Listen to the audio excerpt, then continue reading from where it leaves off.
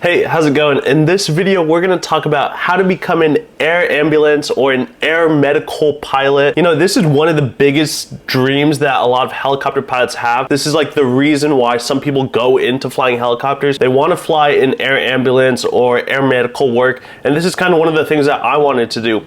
So navigating that road of how you go from nothing to actually flying for an air medical company and saving people's lives, how do you do that? That's like autopilot, dude. How do you fly a helicopter? Well, I'm going to show you. So I was on TikTok and I came across this pilot. His TikTok username is BigWorm365, and I have found his content actually really good. He speaks really well and he's got a lot of cool stories. So we're gonna listen to how he has gone along the route of becoming an air medical pilot. I am still kind of in my journey. I don't know where my journey is gonna end up, but it's gonna be kind of interesting to hear what he has to say. So we'll listen to this, and I may interrupt it as we go through it, but let's see how he became an air medical pilot. Okay, kind of a busy day today. Just take a quick break for lunch. See the recurring theme here. Anyways, Jeffrey asks, how do you become an air med pilot? Well, there's a lot of ways to become a helicopter pilot in general. I'm going to share with you the way that I did it, and then the way that I would do it if I were trying to do it today. Okay, so the way I did it is I was active duty in the Air Force for 6 years. I was 19 years old. I didn't know what I wanted to do, and my parents kicked me out of the house, so I had to join the service. I joined the Air Force, and I worked like an enlisted regular job. I did logistics, like move boxes around, warehouse stuff, things like that. Did that for 6 years, and then when I got out, I was given the post-GI Bill benefits. Post 9/11 GI Bill, what I was trying to say, I was given the post 9/11 GI Bill, and at the time, the post 9/11 GI Bill, they don't do this anymore, but they would pay for everything for flight school. So my brand new wife and I, we moved to Arizona, and I went to flight school there. After I graduated that flight school, I ended up working for that particular flight school as a flight instructor. I built like 1,000 hours there, and then went on and did some pipeline patrol with LiDARs, and then went back to that flight school, but this time flying just commercial stuff, doing races and camera work and some other things. And then from there, I came down to Fort Rucker as a contract IP instructor pilot down there. That's what brought me to Alabama, which I love, by the way. And then I ended up working, I started my air med career, we call it HAA or HEMS career here in Alabama to where I still am today, and I love it. Now, here's how I would do it if I were gonna do it again right now. May not be what you wanna hear, but I'd join the Army, 100%. They're gonna pay you to go to flight school. You're gonna get a lot of advanced training, and they're gonna pay you. Instead of, you're automatically on the other end of the money wheel. Like, you go to flight school right now, you bite off 100,000, maybe even more in debt. If I didn't have the GI Bill, I would never be doing this. I don't recommend that kind of debt at all, really. So that's what I would do. I would join the Guard or the Reserve or active duty. If I couldn't get a Guard spot to fly, I'd probably do that, and then build, volunteer for deployments, build as much time as you can, and then get out. The magical benchmark numbers for helicopters, 1,000 hours. You got to have 1,000 hours. Then that kind of opens up what you can get. But once you get 2,000, I won't say you can write your own check, but with 2,000 flight hours in a helicopter, you'll find a job. 100%. You can start working. So that's how I did it, and that's how you could do it too. Okay, so great. I mean, I love hearing his story. Super concise way of describing it. So we'll kind of break it down. Very similar. He was 19, didn't know what he wanted to do. That's the exact age I was when I started flight school. I don't know, maybe I was 18. No, I think I was 19. So he went into the Air Force and worked in logistics. Right at the same age, there are two immediate paths you could go. He chose the military and I chose flight school.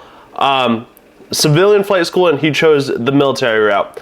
The pros and cons, I mean, and I think I've got an entire video talking about, if I do, I think I'll link it right here, but there are major pros and cons to either going the military route, like he recommends. So joining the Army has the largest helicopter fleet joining the Army, going to Fort Rucker, becoming an Army helicopter pilot. That's probably the fastest route. You're gonna get paid, you're gonna get really high quality training. The biggest problem with the military route is the time commitment that you're gonna get the training, but you have to serve years, as well as what I've heard, and this is relatively common knowledge, that military pilots build their flight hours not that fast. It's not a super fast way to build time. You know, there's military helicopter pilots that have been in the military for 10 or 15 years and only have 2,000 or 3,000 hours. So, you know, it's not a super rapid way to build flight time. So it's a large time commitment, but it makes financial sense. However, you could go the route I did. So young, went straight to flight school,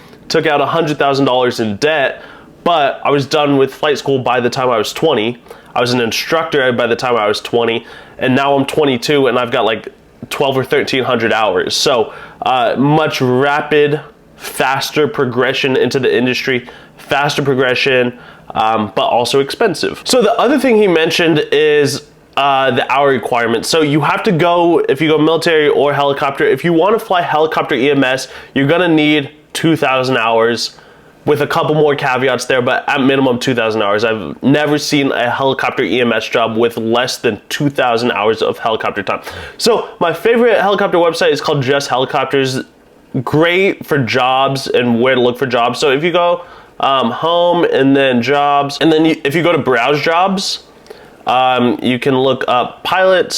So how they have this listed, which I really like, is on the left side is all helicopter air ambulance jobs, which is like the vast majority of the industry. And then they've got like all other helicopter jobs, which is really funny. So you can see tons of CFI jobs, certified flight instructor jobs. That's how most people do it. The civilian route, you go to flight school, you get all of your ratings, all of your requirements, then you work as a flight instructor, build up your hours, your flight time to 2,000 hours, and then you can transition.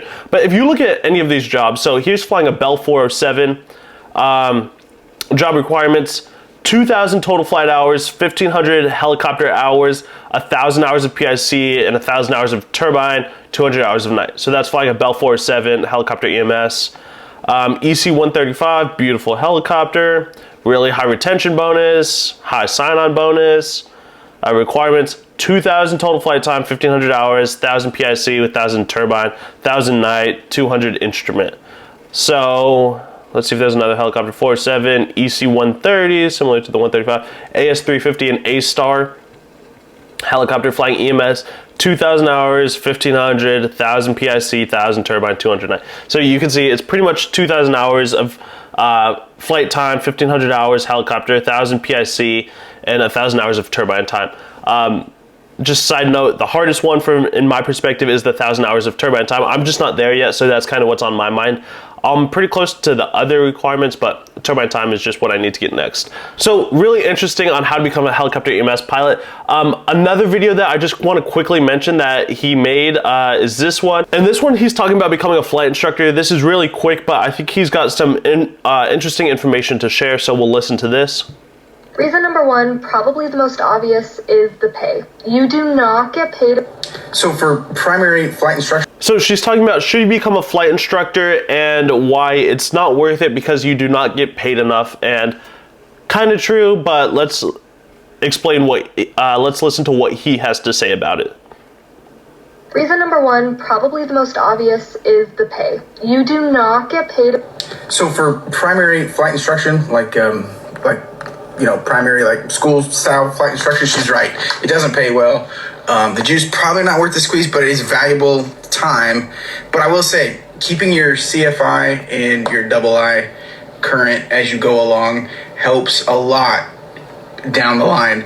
I've been flying for I've been flying for a while now. I'm not gonna tell you how old I am, but and having my CFI and all the instruction hours I have really led to some positions with companies as check airmen and other things that have led me to be paid higher than a regular line guy. So the instruction initially right out of the gate, maybe not the most awesome gig, but if you keep it up, it definitely pays down the road. Okay, totally agree with that. I am a flight instructor because I'm just trying to build my initial 2,000 hours, but I totally agree with what he's saying. You know, potentially down the road, it's really beneficial to be an instructor, have those instructor certificates, and then if you need to go somewhere and work as an instructor, or just having that as part of your resume that you have given 1,000, 1,500, 2,000 hours of instruction to other pilots, that looks really good, and that probably means you're a pretty good pilot and you're pretty qualified and you've been through a lot, you've got a lot of experiences and a lot of training. So to answer the question of the video title, how do you become a helicopter EMS pilot? Well, you can go the military route. It's going to be a long time commitment. It may be a slower path in terms of time, but it's going to be financially the better route if you're young enough and you can do that. But if you want to do it faster, or you can't join the military for whatever reason, you can go the civilian route, get all your certifications, probably work as a flight instructor, build up experience, and then maybe do something to build up turbine time, flying tours, flying pipeline patrol or something. And then once you hit 2,000 hours, those magical requirements, then you can fly helicopter EMS. So if you have any questions about this video or any of the topics covered in them, leave them down in the comments below. If you made it this far in the video, go in the comments below and leave a helicopter emoji so I know you made it this far. Smash the like button if you enjoyed this video, and I will see you guys on the next one. Take care.